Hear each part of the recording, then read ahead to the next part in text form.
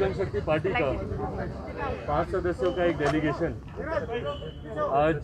चुनाव आयोग से हम लोगों ने मुलाकात की, जिसमें मैं, मेरे साथ लोक जनशक्ति पार्टी के राष्ट्रीय प्रधान महासचिव जनाब अब्दुल खालिक साहब, हमारे साथ लोक जनशक्ति पार्टी के राष्ट्रीय हमारे प्रवक्ता, हमारे लीगल एडवाइज़र आदरणीय A.K. वाजपेयी साहब, हमारे साथ बिहार प्रदेश के हमारे प्रदेश अध्यक्ष राजू तिवारी जी, और साथ ही में अल्पसंख्यक प्रकोष्ठ के हमारे राष्ट्रीय अध्यक्ष जनाब आसिम खान साहब। तो ये 5 सदस्यीय डेलीगेशन ने आज कमीशन के सामने अपनी बातों को हम लोगों ने रखा है। उनकी जानकारी में जो बातें ऑलरेडी थीं उसको हम लोगों ने पुनः उनके संज्ञान में लिया है कि 2019 में लोक जनशक्ति पार्टी ने नए राष्ट्रीय अध्यक्ष का चुनाव किया था और पार्टी के राष्ट्रीय कार्यकारिणी द्वारा मुझे ये जिम्मेदारी सौंपी गई थी। तो 2019 में मुझे लोक जनशक्ति पार्टी का राष्ट्रीय अध्यक्ष चुना गया था और लोक जनशक्ति पार्टी के संविधान के अनुसार 5 साल के लिए लोक जनशक्ति पार्टी का राष्ट्रीय अध्यक्ष, हर 5 साल के बाद राष्ट्रीय अध्यक्ष का चुनाव होता है। मुझसे पूर्व लोक जनशक्ति पार्टी के संस्थापक आदरणीय रामविलास पासवान जी पार्टी के राष्ट्रीय अध्यक्ष थे और उनका कार्यकाल 2020 तक था, पर उन्होंने स्वास्थ्य कारणों से और जिस तरीके से केंद्र में वो एक बड़ी जिम्मेदारी निभा रहे थे उसका हवाला देते हुए उन्होंने मध्य में इस्तीफा दिया और उसके बाद एक नए राष्ट्रीय अध्यक्ष का चुनाव हुआ और ये जिम्मेदारी बाकायदा पार्टी के राष्ट्रीय कार्यकारिणी द्वारा मुझे दी गई। आज यही बातें हम लोग कमीशन के समक्ष उनके संज्ञान में हम लोग देने आए कि कुछ लोग हैं ऐसे जिन्हें पार्टी से निलंबित किया गया है, जिसमें पार्टी के 5 सांसद हैं, 2 हमारे प्रदेश अध्यक्ष हैं, एक हमारे राष्ट्रीय महासचिव हैं और एक हमारे प्रकोष्ठ के राष्ट्रीय प्रकोष्ठ के मजदूर प्रकोष्ठ के हमारे एक राष्ट्रीय अध्यक्ष हैं। तो ये संख्या लगभग 10 के आसपास की ये संख्या होती है।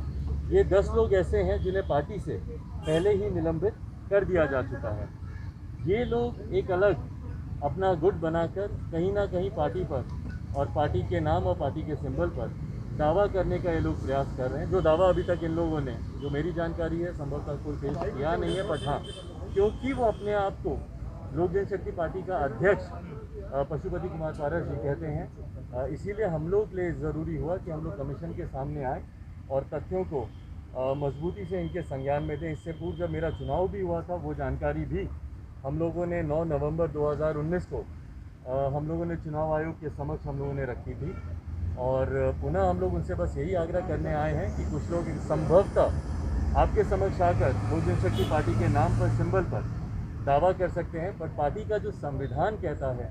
और उस संवैधानिक प्रक्रिया के अनुसार जो राष्ट्रीय अध्यक्ष का चुनाव 2019 में हुआ था और मुझे जिम्मेदारी दी गई थी, इस जिम्मेदारी के तहत आज भी मैं लोक जनशक्ति पार्टी का अध्यक्ष हूँ और पार्टी की पूरी जिम्मेदारी और पार्टी की पूरी कार्यकारिणी मजबूती से हम लोग एक साथ लोक जनशक्ति पार्टी के नाम के तले हमारे चुनाव चिन्ह के साथ हम लोग काम कर रहे हैं। और यदि कोई और इस पर दावा करता है तो कोई भी कार्रवाई करने से पूर्व मैंने आग्रह किया है चुनाव आयोग से कि एक बार पुनः हम लोग को अपना पक्ष रखने का हम लोग को मौका दिया जाए और उसमें जिस भी डॉक्यूमेंटेशन की ज़रूरत पड़ेगी, राष्ट्रीय कार्यकारिणी की बैठकों की ज़रूरत पड़ेगी या आज की तारीख में कितने लोग हमारे साथ हैं उनकी एफिडेविट या उनकी फिजिकल प्रेजेंस की जो भी ज़रूरत पड़ेगी, लोक जनशक्ति पार्टी पूरी तरीके से तैयार है। जो भी मांग चुनाव आयोग द्वारा की जाएगी वो तमाम बातें तथ्यों के साथ उनके समक्ष रखी जाएगी। चिंता आज आने से पहले इसलिए इस बात की थी क्योंकि माननीय लोकसभा अध्यक्ष उन्होंने बिना हमारा पक्ष सुने उन्होंने जिस तरीके से फैसला दिया था, ये हमारी चिंता थी। तभी हम लोग चुनाव आयोग के समक्ष आए ताकि हम लोग का पक्ष ज़रूर सुना जाए कोई भी निर्णय, कोई भी फैसला लेने से पहले, क्योंकि माननीय अध्यक्ष लोकसभा उनके पास 5 सांसद गए, जबकि हमारी पार्टी का संविधान स्पष्ट रूप से इस बात को कहता है कि leader of the house in parliament या असेंबली में कौन होगा, इस बात को तय करने की जिम्मेदारी केंद्रीय संसदीय बोर्ड की है। संभवतः यकीनन माननीय अध्यक्ष लोकसभा ओम बिरला जी को इस बात की जानकारी नहीं होगी कि हमारी पार्टी का संविधान किस आधार पर अपने नेता का चुनाव करता है पार्लियामेंट में, और इसीलिए उन्होंने जो निर्णय दिया वो कहीं ना कहीं गलत है और इसीलिए मैंने अध्यक्ष जी से ये आग्रह किया कि पुनः विचार वो अपने निर्णय पे करें। और यही तमाम जानकारी, यही तमाम बातें हम लोग कमीशन के समक्ष रखने आए थे। कमीशन ने क्या कहा? कमीशन ने क्या कहा? मांगेंगे? कमीशन ने कुछ कहा आपसे? बिल्कुल, कमीशन ने 100% हम लोग को अश्योर किया। उन्होंने पूरी तरीके से उन्होंने अश्योर किया। देखिए, कहीं ना कहीं बातें बहुत ही प्रत्यक्ष रूप से स्पष्ट भी हैं, न सिर्फ कमीशन के सामने बल्कि आप सबके सामने। जिस दिन मेरा चुनाव हुआ था उसकी क्या प्रक्रिया रही, कैसे निलंबन हुआ, निलंबन भी मैंने राष्ट्रीय कार्यकारिणी की वर्चुअल बैठक बुलाकर उसी में इन लोगों का निलंबन किया। तो तमाम बातें प्रत्यक्ष रूप से सामने हैं और यकीनन कमीशन भी इन बातों को जानता है, इसीलिए उनकी तरफ से पूरी तरीके से 100% ये आश्वासन मिला है कि यदि ऐसा कोई दावा पेश किसी और के द्वारा किया जाता है तो हम लोग को पूरा मौका दिया जाएगा अपनी बातों को अभी थोड़ी देर पहले पारस जी के लोग आए थे, उन्होंने कहा कार्यकारिणी की कल बैठक हुई, 75% लोग वहाँ मौजूद थे और उन्होंने कार्यकारिणी के 75% लोगों ने पारस जी को अध्यक्ष चुना है। नाम बता दें किन किन कौन कौन लोग थे कार्यकारिणी के,